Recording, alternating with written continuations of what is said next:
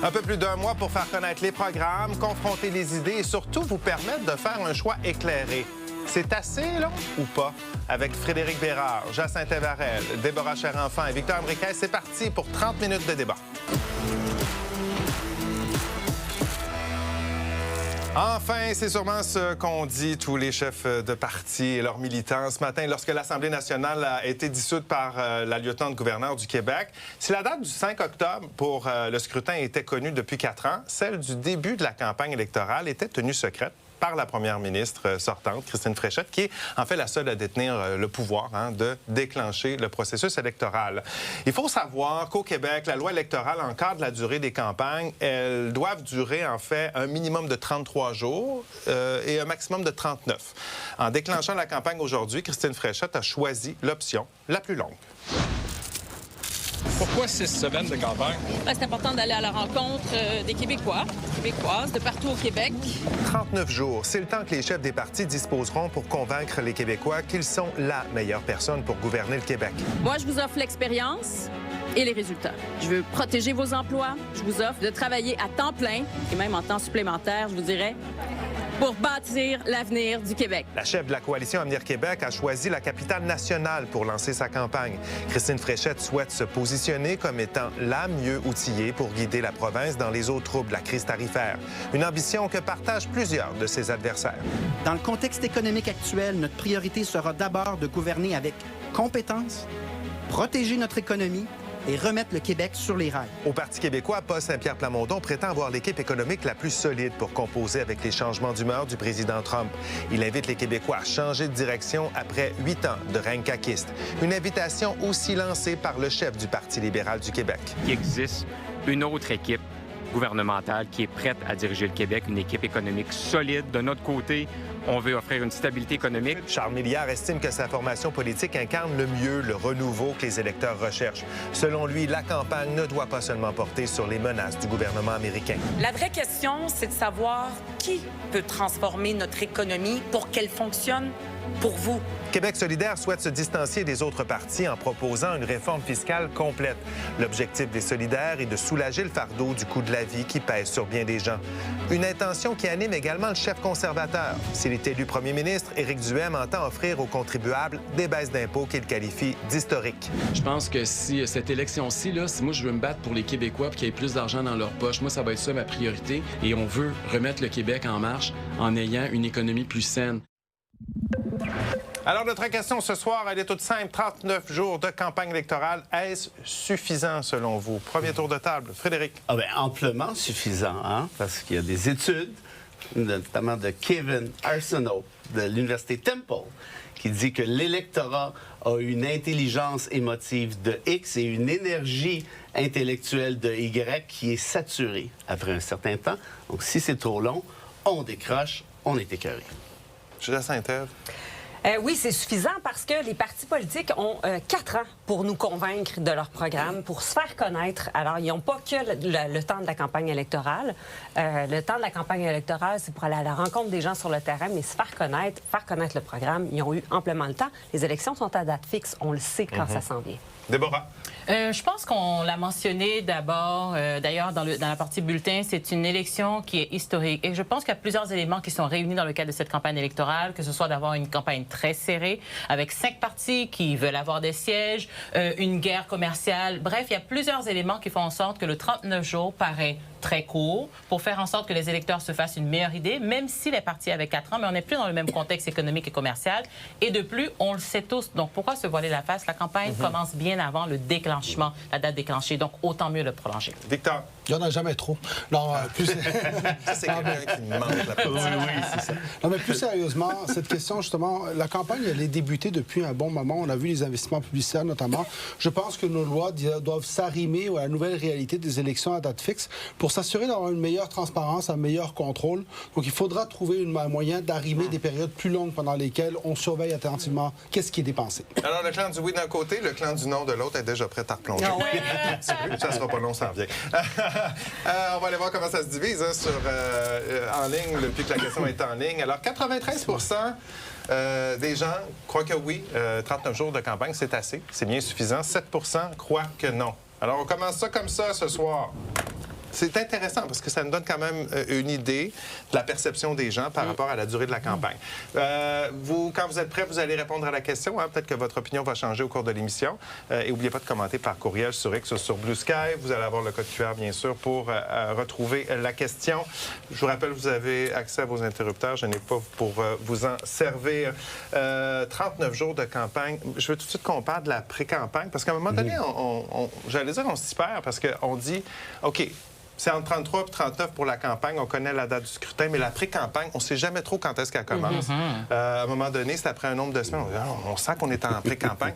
Ça, c'est un peu nébuleux, mais pour le téléspectateur, l'électeur, la campagne, ça fait longtemps qu'elle a commencé. Ben oui, ça fait très longtemps. Et souvent, le gouvernement, le parti au pouvoir, profite de sa dernière année au pouvoir, particulièrement dans les 6 derniers mois, pour faire des belles annonces, pour redorer son image, pour commencer à faire des campagnes de communication qui ne sont pas comptabilisées dans une campagne électorale. Parce qu'elle est là, la distinction, au fond. C'est que les 39 jours de campagne électorale, c'est le moment, la période de temps dans laquelle on peut se faire rembourser ses dépenses électorales et on est soumis à la loi électorale, alors que la pré-campagne, c'est autre chose. Mais c'est important aussi de mentionner que tous les gens qui font campagne comme ça pendant 39 jours, ils se consacrent bénévolement pendant tout ce temps-là à leur campagne, à temps plein. Et souvent, ils se retirent complètement de leur travail. Ils n'ont pas de revenus. Alors, c'est dur sur le portefeuille d'assumer... Donc là, tu parles entre autres des bénévoles qui travaillent avec les bénévoles, les candidats aussi. Les seuls candidats qui continuent d'avoir un salaire, c'est ceux qui sont élus en ce moment. Les élus, en ce moment, font campagne et continuent de recevoir leur salaire. Mais les candidats qui ne sont pas élus et qui souhaitent se faire élire, eux, c'est du bénévolat à temps plein, plus les gens qui les aident, bien sûr. Pourquoi c'est assez long comme ça? En fait, c'est parce que si on fait un petit jeu de comparaison, là, la France, qui est quand même une bonne démocratie, je pense, l'Espagne, le Japon. Japon, 12 jours de campagne, l'Espagne, 15, la France, 15 pour un premier tour. S'il y a un deuxième, il y a un autre 15 jours.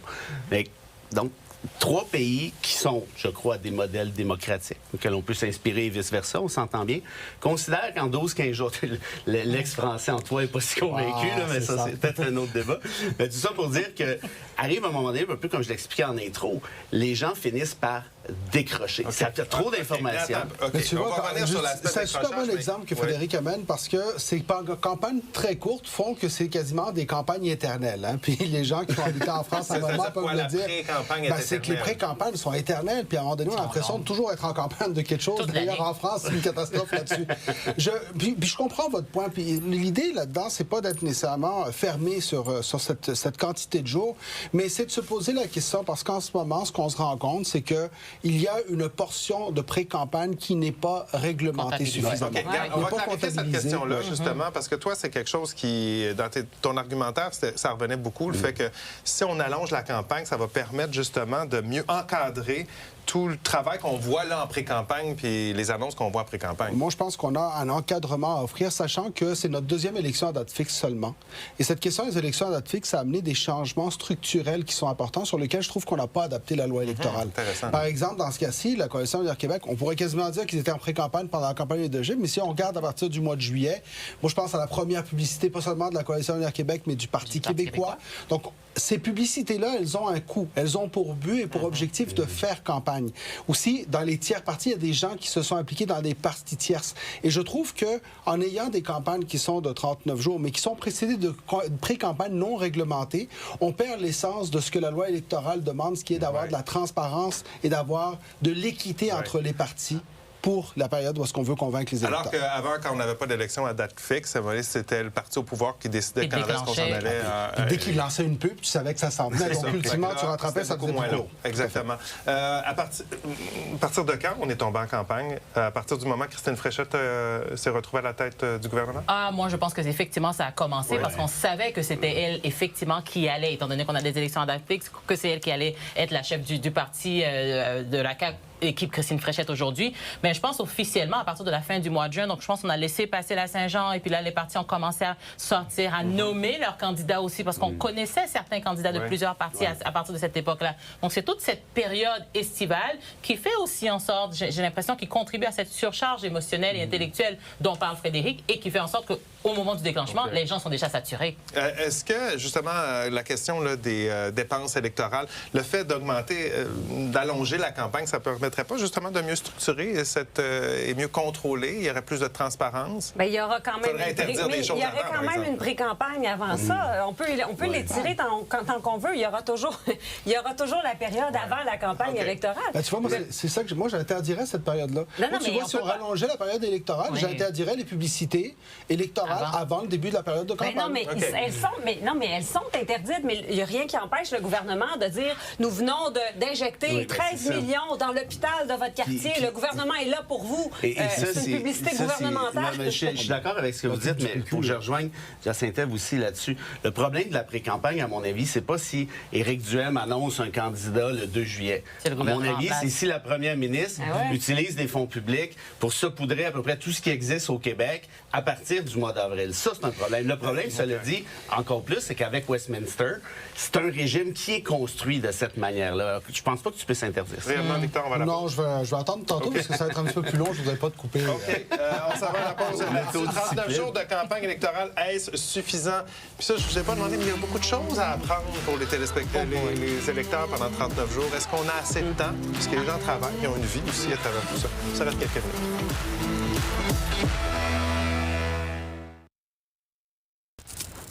En fait, une campagne, c'est un peu comme les chansons de Noël. Au début, on est tous fébriles, puis à la fin, on n'est plus capable.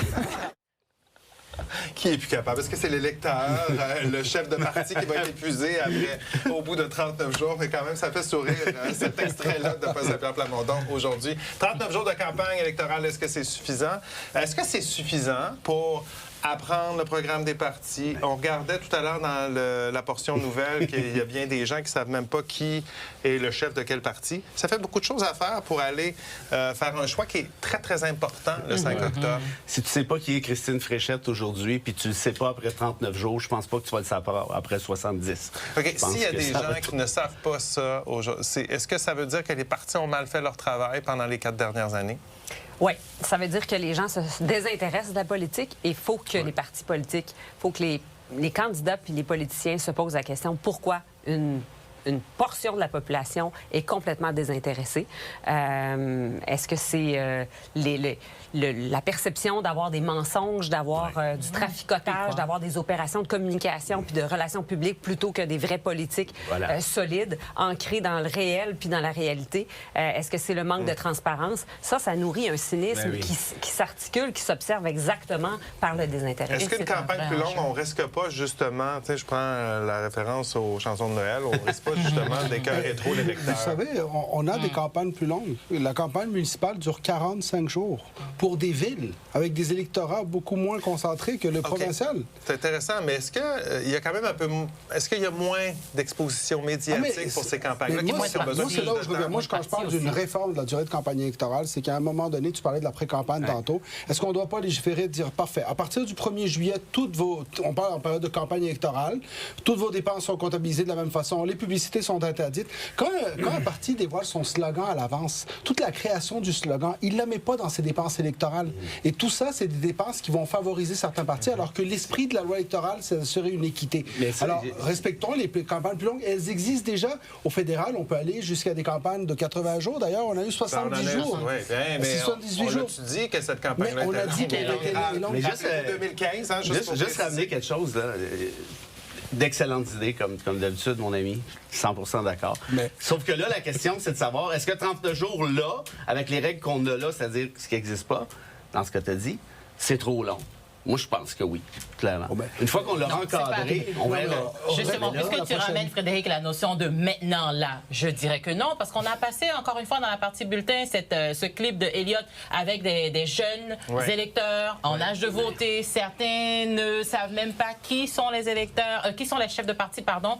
Et là, 39 jours, c'est bien peu, parce que quand on regarde les 5 partis qui veulent faire élire des députés, on a au moins 2, pour ne pas dire 3, donc l'équipe Christine Fréchette, le Parti libéral du Québec avec des nouveaux chefs. Et j'aimerais même rajouter peut-être même Québec solidaire avec Robert Gazal. Donc, on a 3 partis qui gagneraient à se faire connaître et une notoriété. Ça ne se fait pas à l'intérieur de 39 jours. Question sur ce sujet-là. Là. Est-ce qu'une campagne plus longue, ce serait avantageux ou désavantageux pour les partis? Rapidement. Pour plusieurs partis, sauf pour le parti favori, parce qu'il veut maintenir son cap, il veut maintenir son avance. Donc, il n'y a que... Ben oui. Oui, mais c'est pour ça que c'est ce que tu en fais. Vas-y, excuse-moi. Non, mais l'important, c'est ce que tu en fais de cette durée-là. Moi, je pense que ça peut être très avantageux pour tout le monde. Pour l'électeur, il n'est pas gagnant, l'électeur, parce que pendant ce temps-là, ces élus ne sont pas au travail en train de s'assurer qu'ils mettent en place des politiques publiques et des lois qui sont utiles. Oui, puis ça vient vite, 4 ans. Donc, à un moment donné, ça donne pas le temps de s'installer pour le nouveau gouvernement. Mais en même temps, on ne veut pas une démocratie arabe non plus. OK, là, on va passer rapidement. On va regarder un peu les défis de ces partis-là. Il y en a 5. On va aller rondement. Commençons. On a dit avec quoi que j'allais commencer? La CAQ, merci. J'avais dit à mes collègues de la région, on va commencer avec la CAQ, je l'avais oublié. La CAQ, OK, le défi de la CAQ, qui se lance? Maintenir l'amnésie collective. La CAQ doit faire oublier qu'ils sont là depuis 8 ans. Et en ce moment, dans la remontée, on semble que ça fonctionne, mais il faut maintenir ça pendant 39 jours avec tous les partis qui vont rappeler qu'ils sont là depuis 8 ans. Moi, je m'attends à une question qui va frapper. Madame Fréchette, qui sera votre ministre des Finances? Le même que les 8 dernières années. Et tu vas y aller comme ça. C'est pour ça que c'est quand même assez audacieux pour Mme Fréchette de se pointer à sa première conférence avec ses ténors. Si tu veux les faire oublier, c'est peut-être pas l'idéal. Frédéric, Parti québécois, c'est quoi son défi? Ben moi, je pense que ça va être le référendum. Hein. On a essayé un petit peu de fader l'affaire avec le truc de Trump. On va attendre que Trump soit parti. Mais regardez la page 130 du livre bleu du Parti québécois. Il est écrit noir sur blanc le processus en question. Ça va être dans un premier mandat. Techniquement, à peu près janvier, février 2029, quand Trump va être parti. Alors, qu'est-ce qui va arriver? Tous les autres partis vont se mettre à lui taper sur la tête. Dans vos notes, j'ai vu 2 choses. Oui, le défi du parti, mais le défi du chef. Le chef doit rester calme. De ne pas pogner les nerfs. Ah oui. Le côté soupe au lait est sorti. Soupe au lait. Non, moi, j'ai pas utilisé ça. Certainement pas. T'as raison. T'as pas utilisé. Moi, j'ai utilisé. Moi, j'ai utilisé. Mais il faut qu'il reste calme. OK. Parce que là, 39 jours de campagne, c'est se faire talonner par les adversaires, se faire talonner par les journalistes. Il faut qu'il développe donc son Non, puis il va se faire, je vous dis, là, sur la question du référendum, sur le reste, tu es numéro 1. Puis l'affaire aussi, on parlait de la durée, là, parce que c'est un peu ça le débat. Quand tu te mets à tes premiers, là, puis ça se met à spinner comme ça, moi, je pense que c'est ça le plus grand défi. C'est survivre au statut de favori. Et résister aux attaques. Moi, je pense que son plus grand défi, c'est d'aller chercher une majorité s'il veut se rendre au gouvernement. C'est d'aller chercher un gouvernement majoritaire. Et ça, c'est en élargissant sa base d'électeurs au-delà des électeurs traditionnels du Parti québécois. Il reste 3 partis. 30 secondes par parti, pas plus. Parti libéral. Ou faire connaître son chef et aussi réparer le parti de l'interne pour qu'on puisse y croire. Faire connaître, c'est le fun, mais des idées, ça serait bien aussi. Clarifier la marque. La marque a perdu de la clarté depuis 2 élections. Clarifier la marque. Pourquoi on vote libéral? Non, mais les trucs de crème glacée, puis de poutine, puis de où écharpe. OK. On enchaîne. Excusez-moi. Parti conservateur, le défi, le grand défi. Même chose, sortir de sa base militante de 14 à 16 et aller traduire ça en siège avec une base électorale plus large. Moi, tu vois, c'était le contraire. C'était de rester rigoureux sur sa base dans la région de Québec avec justement le ciblage qu'il a fait. D'après moi, c'est ce qui lui permettrait de gagner. Moi, je suis un peu entre deux, éviter les commentaires coucou. Ouais, il reste 30, j'ajoute 30 secondes, c'est pour le Québec solidaire. Il y a un défi de survivre dans ce parti-là. Vous êtes tous d'accord dans cette campagne-là? Oui. Ne pas rester dans l'oubli parce que les enjeux mis de l'avant par Québec solidaire sont les enjeux prioritaires quand on questionne la population québécoise. Et pourtant, bien évidemment, ils n'ont pas la crédibilité pour représenter le gouvernement. Donc, il y a une question de ne pas rester dans l'oubli. Ce n'est pas une élection pour eux, il faut juste qu'ils la traversent. Manon Massé et Gabriel Nadeau-Dubois, c'était des politiciens d'un autre niveau. Ça va être impossible à côté. Commentaire de Charles à notre question. Est-ce que 39 jours, c'est suffisant? Oui, une bonne campagne en 39 jours, c'est possible, à condition de consacrer ces 39 jours au véritable choix de société plutôt qu'à savoir qui a gagné la controverse du jour. C'est le commentaire de Charles. On s'arrête quelques minutes pour retour d'autres commentaires. On verra si l'aiguille a bougé.